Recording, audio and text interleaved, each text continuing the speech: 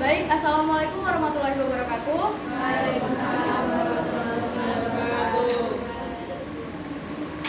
Sebelum memulai presentasi pada siang hari ini, marilah mengucapkan lafaz basmalah. Bismillahirrahmanirrahim.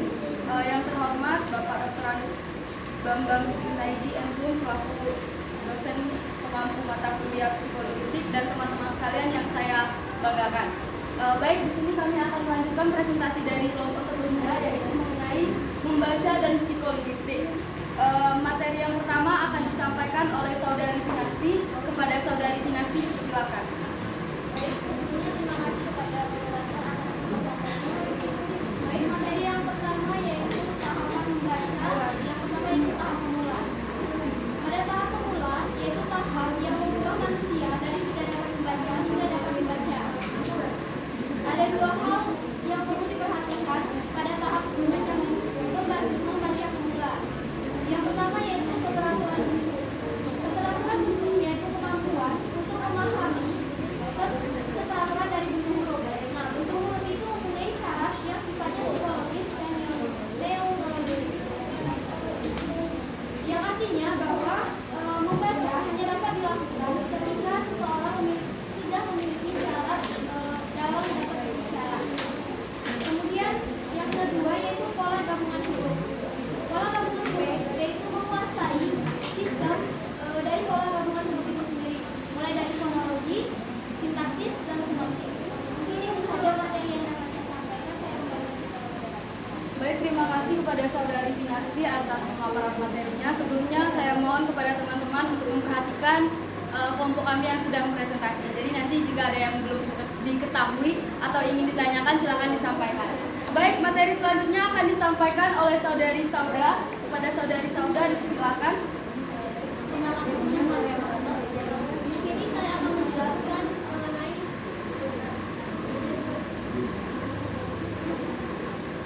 mengenai tahap lanjut dari proses membaca.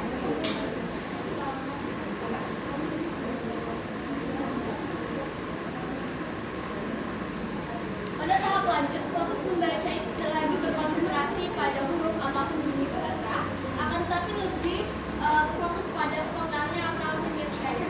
Nah, dalam tahap lanjut ini ada beberapa syarat yang harus dipenuhi oleh pembaca. Yang pertama adalah kemampuan memproses kata dan kalimat. Jadi, seorang pembaca itu harus mampu, harus memiliki kemampuan untuk memproses kata demi kata atau kalimat demi kalimat. Kemudian, kata-kata yang dibaca tersebut akan diretrieve dalam otak kita dan akan menghasilkan output berupa pemaknaannya dan juga dihubungkan dengan kata-kata lainnya sehingga akan muncul makna kata yang sebenarnya. Kemudian yang kedua yaitu untuk memahami apa yang sedang dibaca. Jadi setiap bahan bacaan yang dibaca tentunya penulis tidak menuliskan secara eksplisit atau secara terang-terangan makna dalam bacaan tersebut. Sehingga seorang pembaca itu harus memiliki wawasan yang luas agar bisa memahami makna dalam bacaan tersebut. Kemudian yang ketiga yaitu kemampuan menangani imbual yang baru. Imbual saja bisa dikatakan sebagai kata-kata. Maksudnya adalah misalnya kata sendiri. Sebelum kata-kata saya ada dalam buku teman-teman semua. Sebelum membaca buku ini, tentunya kita memahami bahwa clear itu memiliki makna sebagai tidak di tangan atau di kaki. Tapi setelah membaca buku ini, kita menyadari bahwa clear itu memiliki makna yang lain, yaitu sebagai kekeliruan dalam berbicara. Kemudian yang keempat yaitu tujuan. Seorang pembaca harus menentukan tujuannya ketika melakukan proses membaca. Misalnya saja, ketika ada dua orang akan membaca buku sejarah, orang pertama memiliki tujuan untuk mengetahui kronologi terjadinya proses sejarah tersebut, sehingga dia akan lebih berfokus atau berkonsentrasi pada kronologi atau kronologi setiap kejadian yang terjadi. Kemudian orang yang kedua memiliki tujuan untuk mengetahui tokoh-tokoh yang terlibat dalam proses sejarah tersebut, sehingga dia akan lebih berfokus atau berkonsentrasi pada tokoh-tokoh yang terlibat dalam proses sejarah tersebut. Mungkin saya dapat saya sampaikan. Baik, terima kasih kepada Saudari Sauda atas pemaparan materinya. Selanjutnya mengenai metode pengajaran membaca yang akan saya jelaskan sendiri. ada dua pandangan yang saling bertentangan mengenai proses membaca. Yang pertama, pandangan proses membaca dari bawah atau bottom up ke atas, yang dimana pada pandangan ini fonologi adalah representasi fonologi dari tiap kata dengan menerapkan aturan mengenai hubungan antara grafem dengan fonem. Seperti yang sudah dijelaskan oleh kelompok sebelumnya, yaitu grafem dan fonem itu apa? Maksudnya di sini adalah misalnya di dalam bahasa Inggris itu ada huruf P bertemu dengan grafem P bertemu dengan H, maka akan dibaca F. Misalnya contohnya seperti P H O N E. Kita membacanya akan pon, tetapi di sini menjadi font. Karena dari penjejeran ini tadi bertemu dengan huruf atau bunyi yang lainnya, maka akan terbentuklah suatu kata. Dari kata akan menjadi frasa, klausa, kalimat, dan seterusnya. Yang kedua, ada pandangan proses membaca dari atas ke bawah, yang dimana pada pandangan ini melibatkan fonologi langsung dari ortografi ke makna, yang dimana pandangan ini juga mengasumsikan bahwa konteks memengaruhi persepsi kita terhadap kata atau kalimat yang telah kita baca. Nah, kita baca atau lihat. Misalnya dari beragamnya bentuk huruf ataupun dari beraneka ragamnya bentuk huruf ataupun kata atau huruf yang tidak terlihat atau tidak terlalu jelas akan dapat kita pahami karena sesuai dengan konteksnya tadi. Misalnya seperti ataupun bahkan sampai ke ejaannya yang salah, kita bisa akan dapat memahami kalimat tersebut jika sesuai dengan konteksnya. Misalnya seperti kata kalimat ini, mereka pergi ke ruang kelapas sekolah. Alih-alih kata tersebut atau kalimat tersebut sebenarnya maksudnya adalah mereka pergi ke ruang kepala sekolah. Baik, itu saja yang dapat saya sampaikan. Selanjutnya materinya akan disampaikan oleh saudara Branson. Chandra. Kepada saudara Chandra dipersilakan. Baik, sini saya akan menjelaskan kembali tentang metode pelajaran membaca yang sebelumnya dijelaskan oleh saudari Fitriana. Kita ketahui sebelumnya ada dua alur yang mengatakan bahwa metode pengajaran membaca ini yaitu dari bawah ke atas dan juga dari atas ke bawah. Dan perbedaan kedua pandangan ini tercermin di dalam metode pembelajaran membaca. Mereka yang percaya pada alur bawah ke atas mendasarkan metodenya pada cara fonik, yaitu dari fonem ke suku lalu ke kata dan seterusnya. Dan contoh dari alur bawah ke atas ini pada kata les atau pon. Dan sebaliknya, mereka yang mempercayai alur dari atas ke bawah, maka mereka akan langsung memberikan kata untuk dibaca. Contoh kata yang dibaca seperti got, dan sebagainya. Menurut Adam 1990 dan juga kawan-kawan mengatakan bahwa kedua alur ini berperan penting di dalam proses membaca seseorang. Baik, itulah saja materi yang bisa saya sampaikan. Baik, itulah tadi penyampaian materi dari saudara Chandra. Selanjutnya mengenai beberapa model untuk membaca akan disampaikan oleh saudari Hanisa Alia. Dipersilakan. Terima kasih atas kesempatannya. Selanjutnya yaitu beberapa model untuk membaca. Yang pertama yaitu model atas ke bawah. Model atas ke bawah ini mengasumsikan bahwa informasi tentang konteks dapat secara langsung memengaruhi cara kata dipersepsi atau diinterpretasi.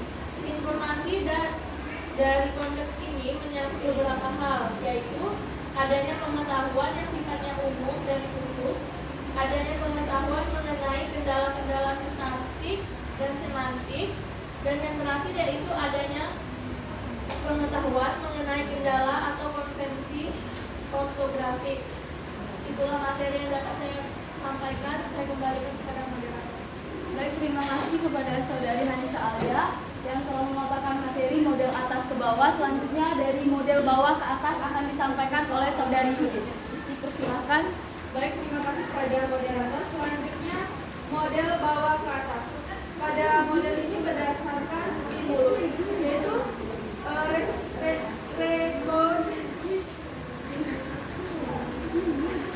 yaitu rekognisi kata tergantung terutama pada informasi yang ada pada kata ini sendiri, bukannya pada konteksnya. Rekognisi terjadi secara disuit, berhierarki, dan bertahap. Informasi yang ada pada tahap ini dimanfaatkan untuk membangun tahap berikutnya. Hal itu yang menyebabkan model ini terdapat tahap sensori, tahap rekognisi, dan tahap interpretasi. Saya kembalikan kepada moderator. Baik, terima kasih kepada Saudari Yuli. Itulah pemaparan materi dari kami. Jika ada yang belum dipahami atau teman-teman ingin bertanya, dipersilakan.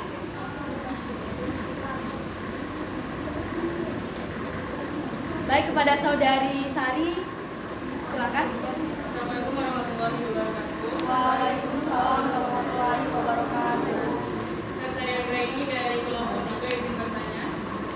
Jadi sudah dijelaskan bahwa ada dua alur, yaitu model atas ke bawah dan model bawah ke atas. Jadi penggunaan model ini kan tergantung siswa kan.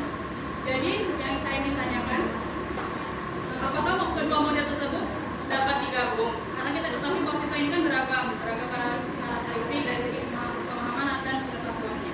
Jadi apakah kedua model itu dapat digabung untuk agar semua siswa itu dapat diajarkan dengan model-model yang sudah dijelaskan tadi?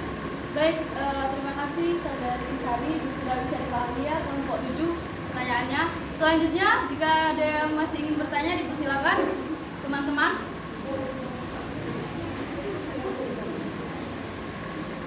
Cukup. Kalau begitu, izinkan kami untuk berdiskusi sebentar.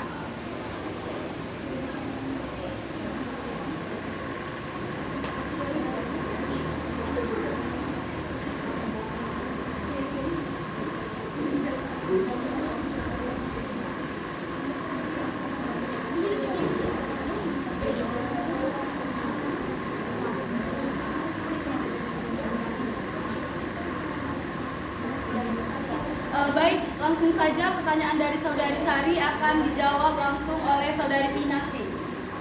Silakan. Baik, sebelumnya terima kasih kesempatannya moderator.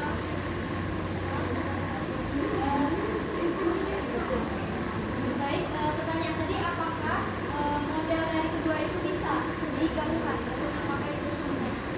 Menurut saya setelah saya membaca buku ini, dari penelitian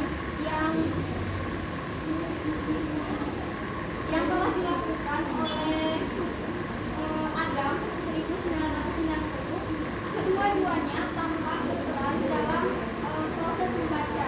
Artinya perbedaan kedua pandangan ini itu tercermin dalam metode pengajaran membaca sendiri. Kemudian mereka yang memiliki kepercayaan mengenai alur atas ke bawah itu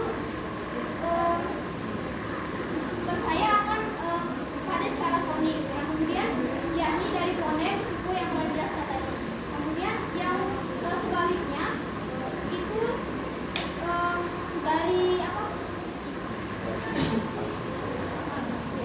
dari atas ke bawah itu juga berdasarkan yang sudah dijelaskan oleh Saudari Chandra. Menurut kelompok kami, kedua model tersebut bisa diterapkan.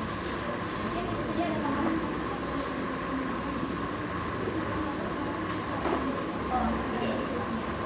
Baik, itulah jawaban dari kelompok kami kepada Saudari Sari. Apakah bisa dipahami atau ada tambahan dari yang lainnya?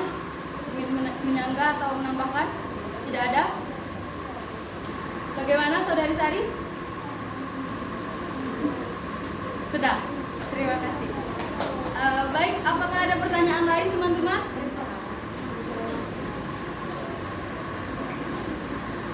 Baik, silakan kepada Saudari Dian. Terima kasih kepada moderator. Setelah presentasi ini kita mengetahui bahwa terdapat dua cara kita dalam mempersepsi suatu bacaan. Mana pada model atas ke bawah itu kita akan membaca melalui fonemnya, lalu kita mendapatkan teksnya. Nah, pada model bawah ke atas kita akan memahami konteks bahasa dulu baru dapat memahami katanya. Oke, lanjut.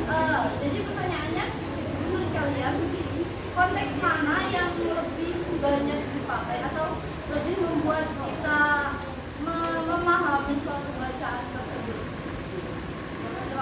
Baik, terima kasih atas jawabannya. Mungkin saya akan langsung coba menjawab pertanyaan dari Saudari Dian. Yang mana yang sering digunakan pada kehidupan sehari-hari lah intinya ya.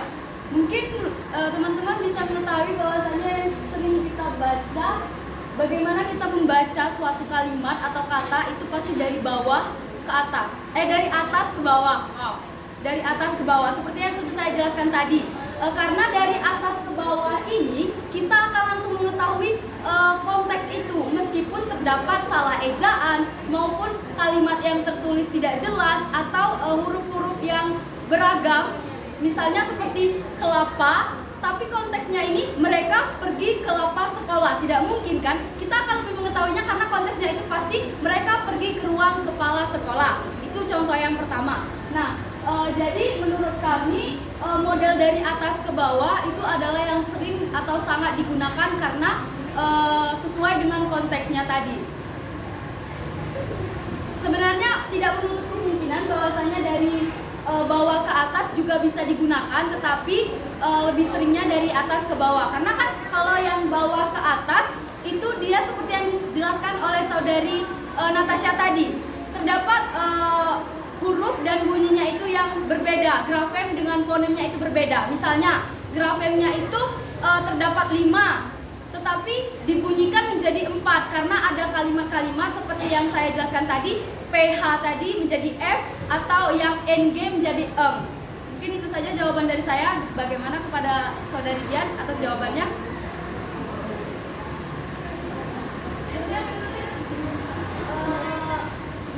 Saat saya memahami atau pemahaman saya terhadap apa yang dijelaskan tadi, malah yang dijelaskan tadi itu model bawah ke atas karena kita memahami konteksnya dulu. Seperti ruang kepala sekolah. Kepala sekolah itu konteks yang kita tahu adalah kepala sekolah, bukan kelapa sekolah.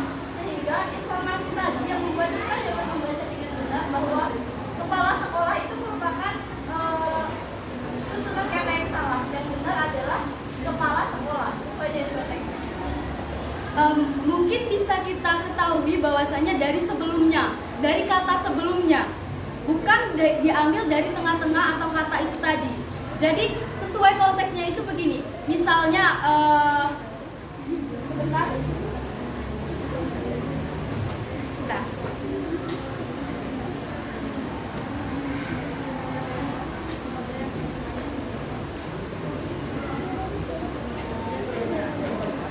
Misalnya seperti model atas ke bawah ini kan balik lagi ke konteksnya sebenarnya. Mungkin kalau konteksnya itu tadi sesuai dengan penjajaran sebelumnya, tetapi konteksnya bukan dari grafem ke fonemnya begitu. Mungkin dari teman-teman yang lain ada yang mau menambahkan atau dari Bapak? Karena yang saya pahami adalah bahwa Tapi kan pertanyaannya tadi intinya adalah yang mana yang sering digunakan. Jadi saya menjawab bahwasannya yang sering digunakan adalah dari atas ke bawah karena sesuai dengan konteksnya.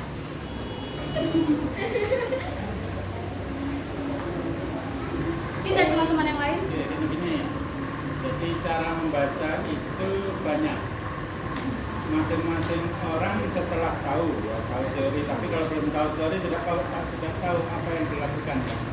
Tahu teori ada ke atas, ke bawah, ada zigzag, ada bawah ke atas ya.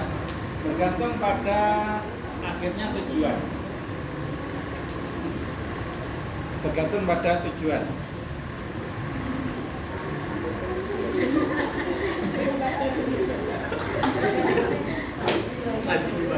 Oke, seandainya kita akan membaca buku ini, ya. Anda ingin tahu apa misalnya? Ingin tahu apanya? Tahu lihat buku ini, ingin tahu apanya? Ingin tahu apanya misalnya? Hah? Apa? Tujuan. Ada yang tujuan, ada yang isi. Nah, sekarang kalau Anda ingin tahu apa sih isinya ini, Anda baca yang mana? Dari awal Kan macam-macam kan? Ada yang dari daftar isi apa lagi? Dari pengantar. Nah, kalau buku itu di belakangnya ada tulisan seperti ini, tahu? Ini ringkasan isi, gitu loh. Jadi kalau Anda mau beli buku, meskipun nggak dibuka, kan di plastik ya, kalau di kemudian nggak dibuka kan.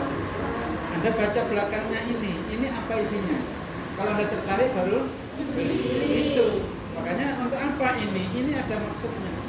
Jadi kalau Anda ingin tahu isinya secara sepintas, itu ini yang dibaca, gitu. Ya, itu salah satu tujuan membaca. Ya.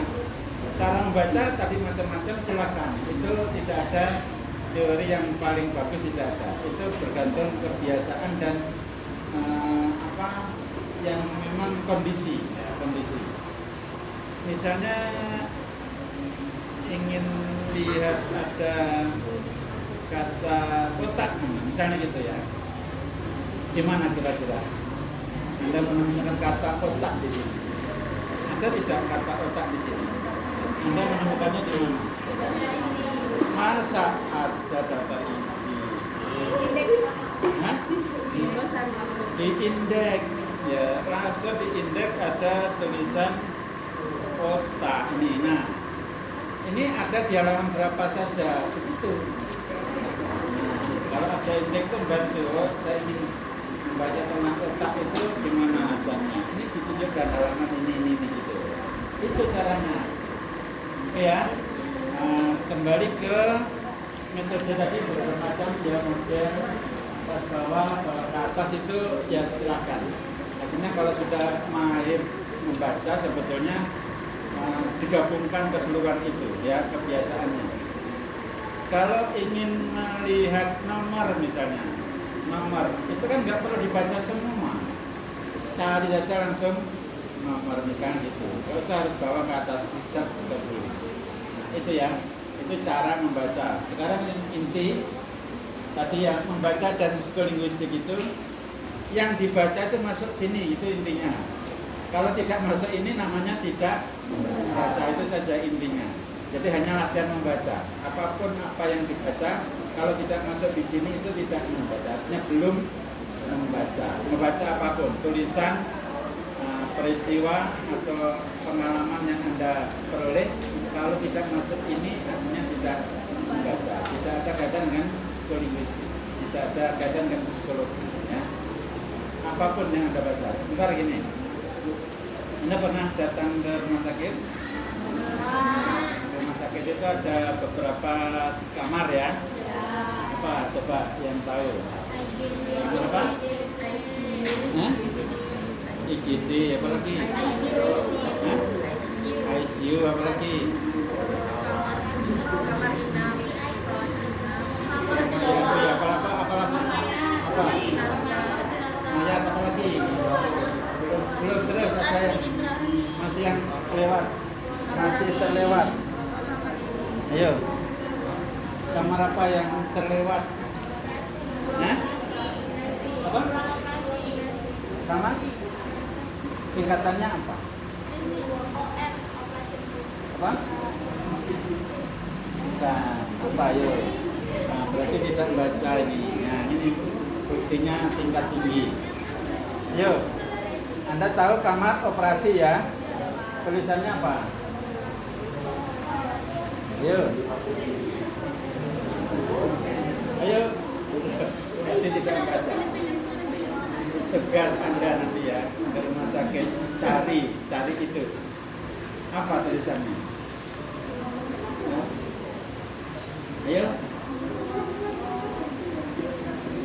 Sampai saya tanyakan ke rumah sakit mengapa ditulis seperti itu.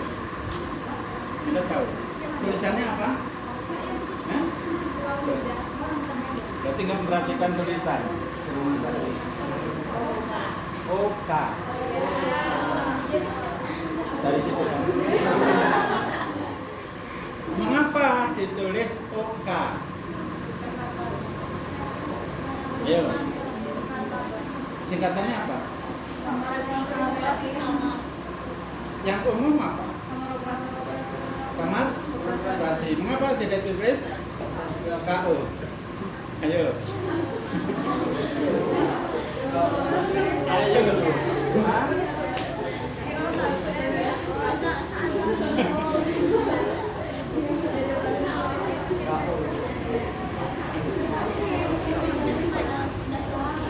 Ayo, kenapa? Kok lucu? Yang lain kamar operasi, kamar bersalin, kamar ICU atau kamar yang lain ya, kamar mayat gitu. Ini untuk operasi khusus, aneh. Kok oke, bukan KU. Kenapa? Iya. Itu ada kaitan dengan psikologis. Coba kalau kamar KU, ya sudah takut orang masuk kamar KU. Tahu KU kan? Kamar tempat yang untuk mengeksekusi meninggal, coba. KU itu kan tempat meninggal mati kan. Kamar KU. Coba kalau ditulis kamar KU, mungkin orang melihat saja sudah nggak jadi operasi. Maka ditulis kamar OK. Silakan Anda lihat di semua rumah sakit ya. Mengapa itu ditulis OK? Operation kamar gitu. Itu kan sebetulnya bukan bahasa Indonesia kan? Bahasa Belanda mungkin bahasa apa ya. Jadi urutannya begitu. Padahal yang lain ditulis bahasa Indonesia. Untuk kamar operasi kok ditulis OK. Saya juga ini hanya merenung mengapa ditulis OK bukan KO gitu. Kalau KO mungkin nggak ada orang yang masuk situ.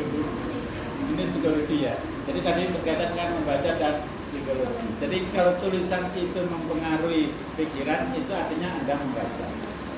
Kalau hanya KO Anda tidak responsif, tidak berpikir, Anda belum membaca secara mendalam ya. Kalau sempat tanyakan kepada perawatnya mengapa itu OK. Belum sempat ada penjelasannya enggak? Penjelasannya atau tidak? Ada Pak, bahasa Belanda. Ya apa?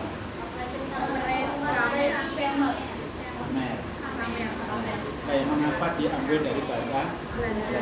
Tidak langsung bahasa Indonesia saja. Kamar operasi. Nggak usah tulis KO.